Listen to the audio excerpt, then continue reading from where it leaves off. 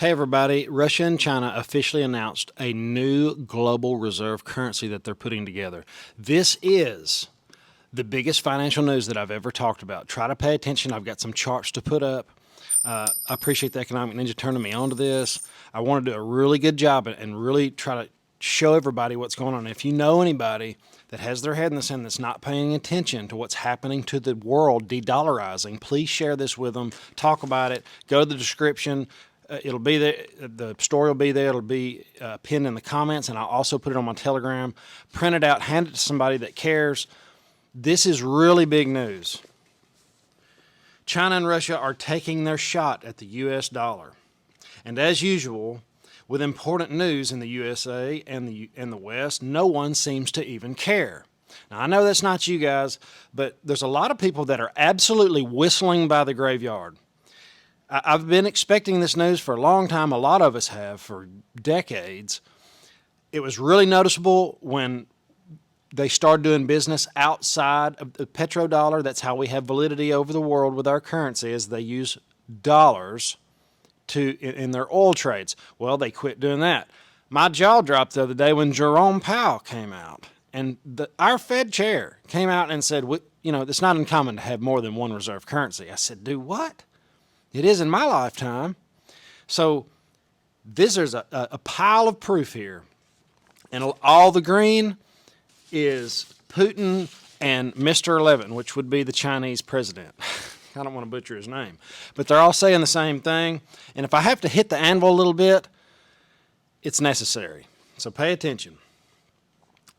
Challenging the U.S. dollar global reserve status is now happening. It should not be any surprise to those paying attention that Russia and China are strengthening their economic ties amidst continued Western sanctions on Russia. What may surprise some people is that Russia and the BRICS countries, including Brazil, Russia, India, China, and South Africa, those are all the people that are coming up with their own global reserve currency. This happens every now and then. There's never been a global reserve currency forever. They usually something happens, like morons print too much of it, and it goes down, and another one will take its place. Now, when that happens, somebody put this in the comments. Where do we get cheap goods from if our currency is not wanted? What do we trade other countries for their cheap goods? Please answer that question for me.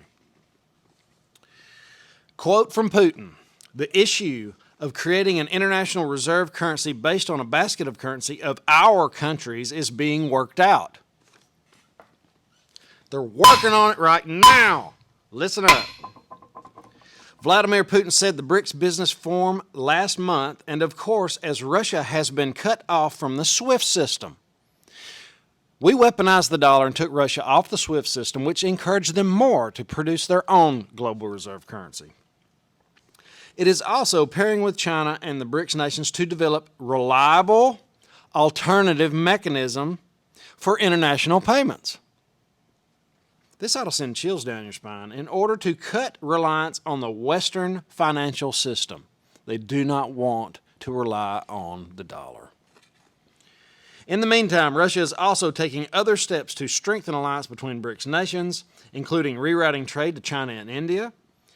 Putin said Wednesday that Russia is rerouting trade to reliable international partners such as Brazil, India, China, South Africa, and they're severing ties with the West. Quote, "We are actively engaging in rerouting our trade flows and foreign economic contracts towards reliable international partners." I wonder if he means the ones that don't print money out of thin air and ship them all over the globe. Primarily the BRICS countries, Putin said in his opening video address to the participants of the virtual BRICS summit. So they're having meetings about this. This is happening. Don't think it's not. In fact, trade between Russia and the BRICS countries increased 38% and reached $45 billion in the first 3 months of last year. This year, the report says, meanwhile, Russian crude sales, listen to this, Russian crude sales to China have hit a record number during spring of this year, edging out Saudi Arabia as China's primary oil supplier. They're in cahoots. Look at this chart. Together, the BRICS partners, we are developing reliable alternative mechanisms for international settlements, Putin said. Putin continued. He's got a lot to say. Sometimes you can take these people at their word. Contacts between Russia, business circles, and the business community of the BRICS countries have intensified. For example, negotiations are underway to open Indian chain stores in Russia, increase the shares of Chinese cars, equipment, and hardware in our market. That goes back to where we're going to get cheap goods from if Russia's getting them. In June, Putin also accused the West of ignoring, quote, the basic principles of the market economy, such as free trade. We hadn't had a free market in a while, if you know what I mean. We have crony capitalism. It undermines, this is a quote from Putin, it undermines business interest on a global scale, negatively affecting the well-being of people in effect of all countries, he said. Now, this is President 11, Mr. 11 from China, echoed Putin's sentiments. Quote, politicizing, instrumentalizing, and weaponizing the world economy using a dominant position in the global financial system to wantonly impose sanctions would only hurt others as well as hurting oneself, leaving people around the world to suffer. Those who obsess with a position of strength, expanding their military alliance, and seeking their own security at the expense of others will only fall into a security conundrum. The writer says the developments obviously further my long-held belief in the gold-backed global reserve currency. Nobody seems to care that it's happening. The largest shift in global macroeconomic playing field over the last half century is taking place right now. If you want to hedge against this, you can call Stacey. That number is to her. She's a broker for Miles Franklin. She will walk you through if you want to turn your IRA into gold and silver, or or if you need help with it, or just want to talk about it. It's down. It's a buying opportunity. The world is de-dollarizing. Okay, I got some charts for you. Remember that both countries have been working on and preparing for this situation for years.